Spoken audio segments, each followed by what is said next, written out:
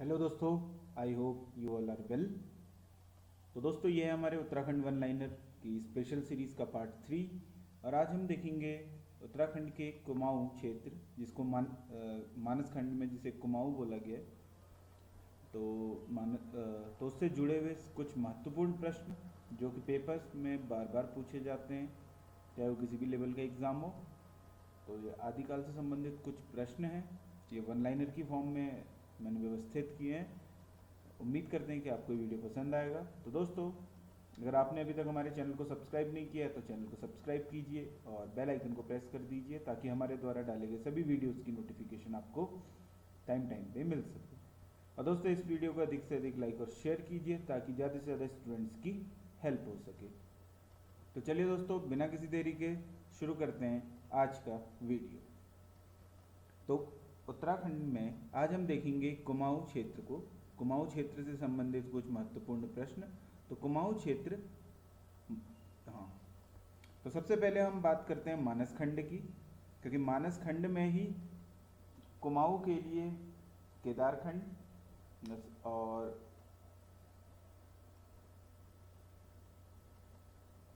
Sorry क्योंकि मानस खंड कुमाऊं के लिए इस्तेमाल किया गया शब्द है और केदारखंड गढ़वाल के लिए इस्तेमाल किया गया शब्द है। तो मानस खंड में जो कुमाऊं क्षेत्र है उसे कूर्मांचल बोला गया है।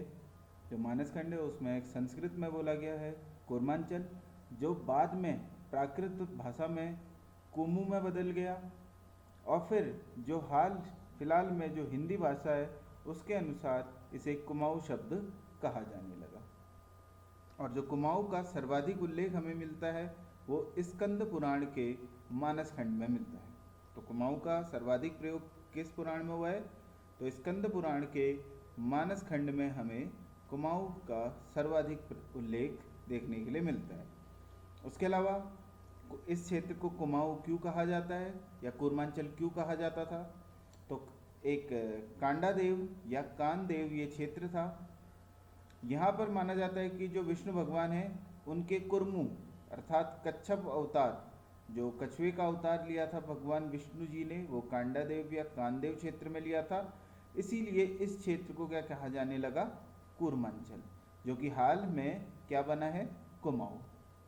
तो संस्कृत में कूर्मांचल, प्राकृत में कुमू और हिंदी में कुमाऊं।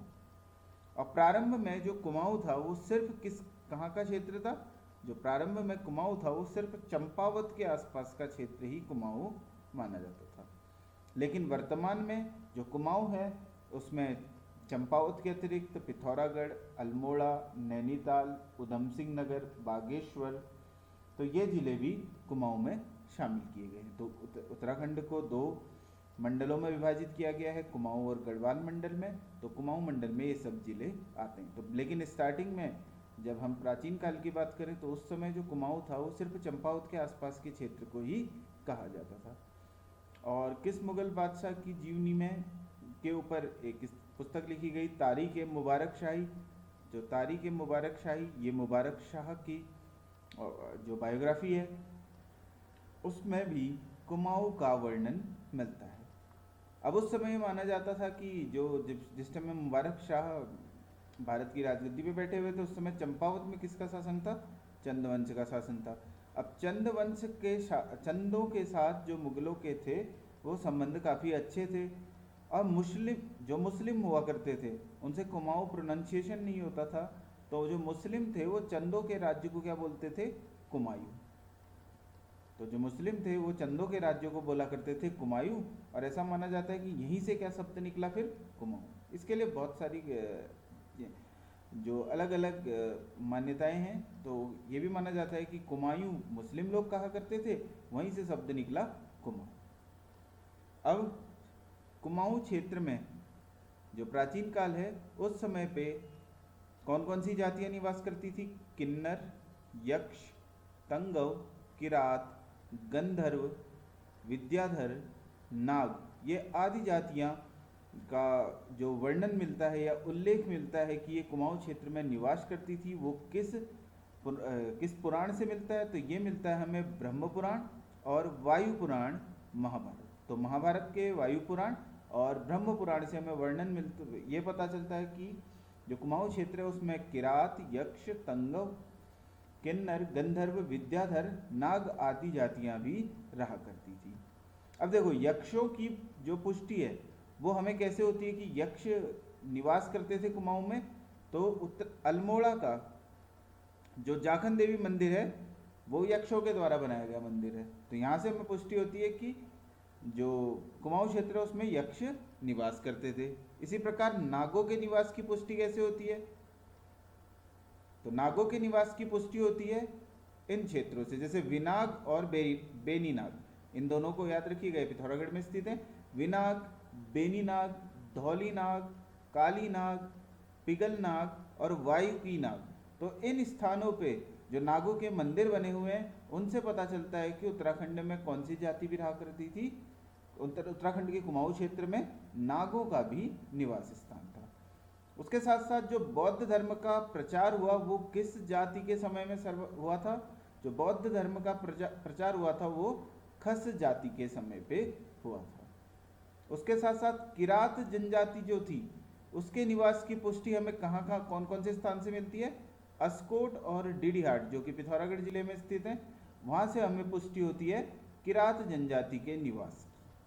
उसके साथ साथ जो किरातों के वंशज थे वो किस भाषा का प्रयोग किया करते थे?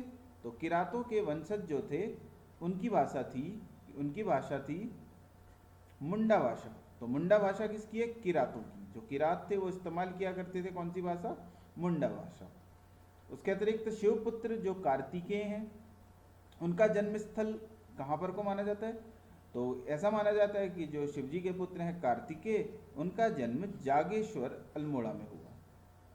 ठीक है दोस्तों, और जागेश्वर अल्मोड़ा में ही जब दक्ष का वध किया था, जैसे ही आपने एक कहानी सुनी होगी बचपन से ही और सीरियल्स भी देखे होंगे, उसमें आपने देखा होगा कि जब माता सती अपनी आहुति दे देती हैं यज्ञ में कूद के, तो फिर शिवजी उसके पश्चात बहुत ही अपना रौद्र रूप धारण कर लेते हैं और राजा दक्ष की क्या कर देते हैं?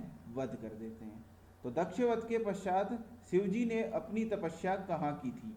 तो दक्ष वध के पश्चात भी शिवजी ने तपस्या की थी जागेश्वर अल्मोड़ा में, और जागेश्वर में मंदिर भी किसका है? शिव मंदिर है। ठीक है दोस्तों, और गंधर्वों, अब एक और स्थान गंगाद्वार है जिसको पहले बोला जाता था गंगाद्वार, अब इसका नाम है हरिद्वार। तो इस संबंध में जो क्वेश्चन पेपर में पूछे जाते हैं वो क्या है? गंधर्वों और अप्सराओं का निवास स्थान कहाँ माना जाता है? तो गंधर्व और अप्सराएं जो उत्तराखंड में निवास करती थी वो गंगाद्वार में करती थी, जो कि वर्तमान में हरिद्वार है। उसके अलावा कनखल किस क्षेत्र को कहा जाता था पहले? तो कनखल बोला जाता था गंगाद्वार को, जो कि हरिद्वार। अभी आप देखते होंगे कि हरिद्वार के अंदर एक क्षेत्र भी है कनखल। अब हरिद्वार में जाएंगे तो आपको मिल जाएगा कनखल, लेकिन कनखल पहले किसको बोला जाता था? गंगाद्वार को ही बोला जाता था कनखल। नागों की राजधानी भी कहाँ थी? गंगाद्वार। हरिद्वार में ही नागों की राजधानी थी, तो हरिद्वार का पुराना नाम है गंगाद्वार। और यही गंगाद्वार हरिद्वार में ही क्या हुआ था? अर्जुन ने जो ऐरावत कुल के नागराज थे कौरल्य, उनकी पुत्री उलूपी से विवाह किया था। कहाँ? गंगाद्वार में। तो अर्जुन का विवाह जो नागराज कौरल्य की पुत्री उलूपी के साथ हुआ था वो कहाँ हुआ था? गंगाद्वार में। उसके साथ साथ जो कुड़िंदों के विषय में हमें उल्लेख मिलता है वो किन किन पर्वों में मिलता है? तो 3 पर्व हैं जहाँ पर को हमें कुड़िंदों के विषय में उल्लेख मिलता है। तो एक है सभा पर्व, दूसरा है अरण्य पर्व और तीसरा है भीष्म पर्व। तो इन 3 पर्वों में हमें उल्लेख मिलता है किसका? कुड़िंदों के बारे में। उसके अतिरिक्त जो सुबाहुपुर है ये किसका प्राचीन नाम है? तो सुबाहुपुर प्राचीन नाम है श्रीनगर का, जो कि पौड़ी गढ़वाल में स्थित है। तो श्रीनगर का प्राचीन नाम है सुबाहुपुर। उसके अतिरिक्त जो चीनी यात्री ह्वेनसांग थे उन्होंने कुमाऊं और गढ़वाल के संपूर्ण क्षेत्र को क्या कहा है? तो ह्वेनसांग ने जो गढ़वाल और कुमाऊं के संपूर्ण क्षेत्र को कहा है ब्रह्मपुर।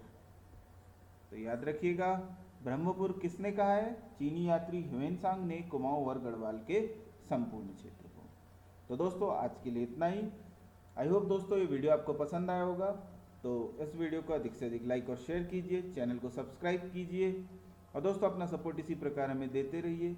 उसके अतिरिक्त अगर आप कोई भी सुझाव हमें देना चाहते हैं, कोई भी क्वेश्चन आप पूछना चाहते हैं, तो वो भी हमें कमेंट सेक्शन में पूछ सकते हैं। और दोस्तों इसके अलावा हमने मैथ्स, रीजनिंग और उत्तराखंड की वन लाइनर सीरीज़ का ये तो पार्ट 3 है, इसके अतिरिक्त पार्ट 1 और पार्ट 2 भी अपलोड किया है। तो उन सभी वीडियोस का लिंक आपको डिस्क्रिप्शन बॉक्स में मिल जाएगा, तो आप उन वीडियोस को भी देख सकते हैं। तो दोस्तों इसी आशा के साथ आपका दिन शुभ हो। जय हिंद, वंदे मातरम।